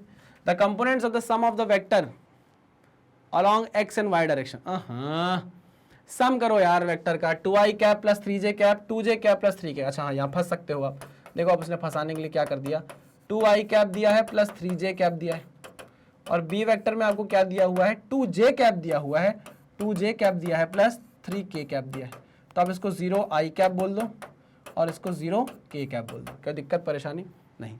ए वेक्टर प्लस बी वेक्टर करो, कितना आएगा? A vector plus B vector is equal to 2 plus 0 is 2i cap, 3 plus 2 is 5j cap and 0 plus 3 is 3k cap. ठीक है ना। तो वो बोल रहा है कि बताओ x और y कंपोनेंट कितने होंगे, तो 2 और 5 होंगे। आंसर आ गया 2 एंड 5, आंसर आ गया 2 and 5। Very good, very good. आ जाओ next. The resultant of two vectors a and b is perpendicular to the vector a and its magnitude is equal to half the magnitude of vector. The angle between a and b is। अच्छा question है, अच्छा question है, अच्छा question है, अच्छा question है, अच्छा question है, अच्छा क्वेश्चन है। फिर से पढ़ेंगे। The resultant of two vectors a and b is perpendicular to the vector a। कुछ नहीं, जो बोला वो करो, कुछ नहीं, जो बोला वो करो। a वेक्टर और एक वेक्टर है b वेक्टर। अच्छा वो छोड़ो, ये बोला गया है कि जो रिजल्टेंट है of the two vector is perpendicular to the vector a। तो जो रिजल्टेंट बनेगा वो परपेंडिकुलर टू a वेक्टर बना दिया मैंने सबसे पहले। तो अगर a वेक्टर ये है, रिजल्टेंट वेक्टर ये है, तो ऑब्वियस ही बात है b वेक्टर यहाँ कहीं होने वाला है, b वेक्टर यहाँ कहीं होने वाला है, b वेक्टर यहाँ कहीं होने वाला है। हाँ ठीक है सर, ओके ओके। और लिखा हुआ है कि vector a and its magnitude is equal to half the magnitude of vector b। अच्छा the resultant of two vector is perpendicular to and is magnitude is equal to, तो resultant vector जो आया है उसका जो मैग्नीट्यूड है वो B vector के मैग्नीट्यूड का क्या है, आधा है। ये बात समझ गए। मैं इसको सीधे सीधे r is equal to B by two भी लिख सकता हूँ, ये बात याद रखिएगा। साथ ही साथ आपको अल्फा, ये एंगल क्या हुआ करता था हमारा अल्फा, ये 90 डिग्री दिया गया है। वो पूछ रहा है the angle between A and B, आपसे थीटा की वैल्यू पूछ रहा है, बताओ क्या होगी। ठीक है, यहां हमको रिजल्टेंट नहीं पता, उसका मैग्नीट्यूड पता है बी के रिस्पेक्ट में, लेकिन आपको बी की भी वैल्यू नहीं पता है, ये बात याद रखना। मेरे पास एक फॉर्मूला है रिजल्टेंट का कि R square is equal to A का स्क्वायर प्लस बी का स्क्वायर प्लस जो बनता है यार वो पहले लिख कर रख लेता हूं मैं, है ना। मैं क्या करता हूं, जो बनता है वो पहले लिख कर रख लिया, क्या उससे कोई चीज़ सॉल्व हो रही है देख लेते हैं। रिजल्टेंट आपको b बाई टू के बराबर दिया है, तो मैं इसको लिख देता हूँ b बाई टू का मैग्नीट्यूड, यानी रिजल्टेंट का मैग्नीट्यूड b बाई टू के बराबर है, तो b बाई टू का square is equals to a का स्क्वायर प्लस b का square plus twice of a b cos theta. अब देखो ना, आपको a भी पता है, कुछ भी नहीं पता आपको, है ना। आपको एंगल भी नहीं पता, एंगल तो आपको निकालना है। क्या करें फिर, इस इक्वेशन को हम यहीं खाली छोड़ देते हैं, इस इक्वेशन को हम यहीं पर खाली छोड़ देते हैं। देखो मैं अब दूसरी इक्वेशन क्या बनाऊं, यहां पर जो उसने मुझे रिजल्टेंट वेक्टर परपेंडिकुलर दे दिया है ए वेक्टर के, तो उसमें कुछ चाल है, इसलिए उसने मुझे दिया है क्योंकि मेरे पास एक फॉर्मूला है tan अल्फा का, tan alpha is equal to B sine theta upon A plus B cos theta. याद आया? हाँ सर याद आया। लेकिन यहाँ अल्फा तो 90 हो गया, अल्फा की वैल्यू कितनी हो गई 90, और tan 90 क्या होता है, अनडिफाइंड 1/0। tan 90 क्या होता है, नॉट डिफाइंड होता है। नॉट डिफाइंड मतलब 1/0, 1/0 not defined, not defined, not defined 1/0 is equals to B sine theta upon B cos A plus B cos theta, यानी कि a plus B cos theta की वैल्यू किसके बराबर आ गई, 0 के बराबर हम मान सकते हैं, है ना। इसका मतलब ये हो गया, this implies a plus B cos theta किसके बराबर है, 0 के बराबर हो गया। ठीक है, इससे हमको ये पता चला कि कॉस थीटा की वैल्यू किसके बराबर है, कॉस थीटा की वैल्यू है माइनस a बाई बी के बराबर। समझे कि नहीं समझे? इसको उठाओ यहाँ पुट कर दो, इसको उठाओ यहाँ पर पुट कर दो। समझे कि नहीं समझे? हाँ सर समझ गए। अच्छा और कुछ चीजें हैं जो हम मिस कर रहे हैं क्या, resultant of two vector is perpendicular to vector and is magnitude is equal to half the magnitude of B vector. नहीं सही है, कोई दिक्कत नहीं है। चलिए, तो यहाँ पर आपने minus a by B put किया, देखना है मैं पुट करने जा रहा हूँ। कहाँ गया, B square by 4, B square by 4 is equals to a square plus B square plus 2ab, और कॉस थीटा की वैल्यू है minus a by B, minus a by B, तो यहाँ माइनस लगा देता हूँ, माइनस a बाई बी, तो ये b से b कट गया। क्लियर है? चलिए वेरी गुड। तो यहाँ आ जाएगा B square by 4 is equals to a square plus B square minus twice of a square. तो a square minus twice of a square किसके बराबर आ गया, माइनस ऑफ a स्क्वायर के बराबर आ गया। इधर क्या होगा, B square by 4 minus B square हो जाएगा। समझ रहे हो कि नहीं समझ रहे हो? हाँ हाँ हाँ सर, जगह कहाँ है, जगह कहाँ है, जगह कहाँ है, यहाँ कर लेता हूँ। अरे बेटा बेटा बेटा, कहाँ गए तुम ब्लैक बैकग्राउंड वाले इंसान। हाँ चलो, तो यहाँ पर हो जाएगा बी स्क्वायर बाय 4, कंटिन्यू कर रहा हूँ मैं इसको, minus B square is equals to twice of minus twice of A square plus A square. यही हुआ है क्या, देखो चेक कर लेता हूँ मैं एक बार। Minus twice of A square plus A square, ठीक है। बी स्क्वायर बाय 4 उधर चला जाएगा माइनस बी स्क्वायर, ठीक है। ये किसके बराबर हुआ, ये हुआ b square minus 4 times of b square by 4 के बराबर is equals to minus of 2a square plus a square is minus of a square, minus of 2a square plus a square is minus of a square. अब क्या करें sir, b square minus 4b square is minus 3b square by 4 is equals to minus a square, minus से minus cut गया। ठीक है, चलिए यहाँ root लगाते हैं, तो ये हो जाएगा root 3 times of b by 2 is equals to a की वैल्यू आ गई root 3 times of b by 2। लेकिन हमको ये थोड़ी ना चाहिए था, हमको तो चाहिए एंगल, हमको तो चाहिए एंगल, लेकिन हमको ये भी तो पता है कि cos theta is nothing but minus a by b, है ना। वैल्यू पुट करो फिर, a की वैल्यू पुट कर दें, अरे a की वैल्यू पुट कर दें, हाँ सर कर दीजिए, minus root 3 b by 2 into b, ये बी से बी कट गया, यानी कि आ गई -√3/2 value. Cos theta is equal to -√3/2। Cos √3/2 कहाँ होता है? 30 पर होता है ना, मतलब ये साइन 60 पर होगा, माइनस, है ना। तो कितना आ जाएगा ये आ जाएगा theta is equal to 150 degree. अरे हाँ कि ना, इसको आप लिख सकते हो cos 90 + 60। cos 90 + 60 करोगे सेकंड क्वाड्रेंट में चला जाएगा तो माइनस साइन 60 के बराबर होगा। तो माइनस साइन 60 किसके बराबर होता है? -√3/2 के बराबर आंसर आ गया 150 डिग्री। टिक करेंगे हम आंसर अपना 150 डिग्री। क्लियर? अरे बहुत ही शानदार सर, मजा आ गया। नेक्स्ट क्या है? Two vectors a vector and B vector are such that a vector plus B vector is equal to यहाँ पर मैं थोड़ा सा करेक्शन कर देता हूँ कि ए वेक्टर प्लस बी वेक्टर का magnitude is equal to a vector minus B vector के मैग्नीट्यूड के बराबर है। ये मैंने अपनी तरफ से करेक्शन आपको दिया है। मैं बोल रहा हूँ कि ए वेक्टर प्लस बी वेक्टर का जो मैग्नीट्यूड है वो ए वेक्टर माइनस बी वेक्टर के मैग्नीट्यूड के बराबर है। इसका मतलब क्या हुआ? इसका मतलब ये है कि ए वेक्टर और डॉट बी वेक्टर क्या होगा? 0 होगा। क्यों भैया? क्योंकि ये तभी पॉसिबल होता है जब A vector is perpendicular to B vector, A vector is perpendicular to B vector, है ना, तभी उनका डॉट प्रोडक्ट क्या हो जाएगा? 0 हो जाएगा। बहुत बढ़िया, आगे बढ़ते हैं नेक्स्ट क्वेश्चन पे। If a vector is this and is perpendicular to vector this then the value of a, dot product निकालो, इक्वल टू 0 करो। परपेंडिकुलर है ना, a vector dot b vector 0 कर दिया, क्योंकि बोला है ना कि परपेंडिकुलर है। अगर परपेंडिकुलर होते हैं दो वेक्टर तो उनके बीच का डॉट प्रोडक्ट होता है 0। चलो तो डॉट प्रोडक्ट करते हैं। 2 इंटू 4 इज 8, चलिए 3 into -4 is -12, 2 into 4 8, 3 into -12, 3 into 4 -12 and 8 into alpha या ए जो भी है ये 8 प्लस ये हो जाएगा 8 अल्फा, हाँ अल्फा है या ए जो भी होगा इज इक्वल टू 0। ठीक है, 8 alpha is equal to 12 minus 8 यानी कि 4। तो अल्फा की वैल्यू कितनी आ गई? 4 1/2 कितनी आ गई? 1/2। सिंपल, कुछ भी खास नहीं था। बहुत बार आया हुआ क्वेश्चन है, बहुत बार आया, ऐसे क्वेश्चन आता रहता है, ठीक है ना। तो आपको ये प्रैक्टिस करनी है, प्लीज इसको प्रैक्टिस करते रहिए।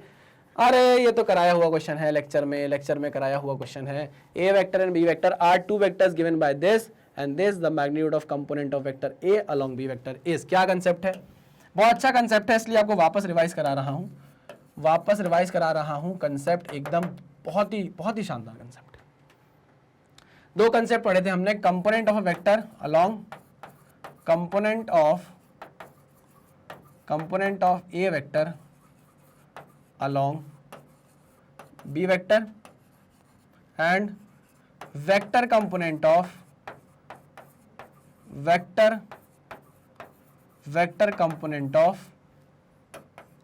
a vector along b vector ये दो चीजें मैंने आपको पढ़ाई थी, ठीक है ना। याद हो तो ठीक है, नहीं हो तो जाकर लेक्चर देखिए। जब आप component of a vector along b vector निकालते हो तो आप निकालते हो a vector dot b cap करके, और जब आप वेक्टर कंपोनेंट निकालते हो तो आप निकालते हो a vector dot b cap. ठीक है, पक्का 100%? हाँ सर 100% क्लियर है सर, बिल्कुल क्लियर है, कोई दिक्कत नहीं। चलिए आगे बढ़े। सर करके तो बताओ। अरे ये है ना, ये फॉर्मूला लगाओ, ये इससे आंसर आएगा। आंसर कितना आएगा पता दूं? 5/√2 किया है ना। अब इतनी बार आपको प्रैक्टिस कराई है चीज़ों की, तो यार थोड़ा कॉन्फिडेंस तो मैं भी दिखाऊंगा ना कि मुझे भरोसा है अपने बच्चों पे कि इतना तो वो कर ही लेंगे। Next is a vector A vector points vertically upward and B vector points toward north. Vertically upward और नॉर्थ, अच्छा ईस्ट वेस्ट नॉर्थ साउथ, ठीक है ना, ईस्ट वेस्ट नॉर्थ साउथ। तो एक वेक्टर नॉर्थ की तरफ है और एक वेक्टर वर्टिकली अपवर्ड है। एक वेक्टर नॉर्थ की तरफ है और एक वेक्टर वर्टिकली अपवर्ड है। तो पूछा है the vector product a cross b is. नहीं आई बात समझ में? A vector a points vertically upward and B vector is towards north. ऐसा है, ये देखो, ये बी वेक्टर ये टुवर्ड्स नॉर्थ है और ये आपका ए वेक्टर है, दोनों परपेंडिकुलर है। तो इनका क्रॉस प्रोडक्ट कितना होगा मुझे बताओ? क्रॉस प्रोडक्ट कितना होगा और किस डायरेक्शन में होगा, ये भी बहुत इंपॉर्टेंट है। अब बताओ, ए क्रॉस बी अगर मैं करूंगा, ए क्रॉस बी अगर मैं करता हूं तो ये ईस्ट की तरफ जाएगा क्या? देखो, अरे भाई this is east, this is west, this is north and this is south.